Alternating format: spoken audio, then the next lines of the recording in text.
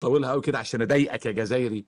المغرب اختار طريقا آخر، تنمية دبلوماسية، شراكات دولية، مراكمة الاعترافات يمينا ويسارا.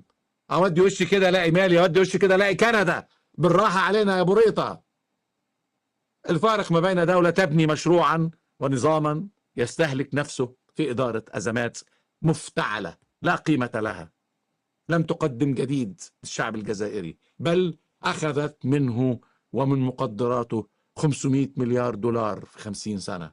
كانت الجزائر في مكان تاني خالص لو كان هناك نظام عاقل في هذا البلد الطيب وهذا الشعب الطيب. يعني لازم البرميل يبقى ب119 دولار عشان تتعادل الميزانية الجزائرية. يا نهار اسود. طب هو دلوقتي بيلعب ما بين 100 105، يبقى خسرانة كده، خسرنا 14 دولار. يخرب بيتكم، ده كده هيبقى في عجز في الموازنة، ده غير العجز القديم. كتير من الجزائريين مش عارفين ان هم مديونين. اما دخل جزائري بيقول لي شوف مصر عليها ديون قد ايه، قلت له يا حبيبي لا تعيرني ولا عايرك، الهم طايلني وطايلك.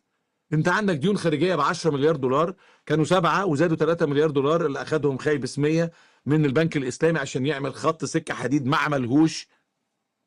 10 مليار دولار خارجي و125 مليار دولار داخلي.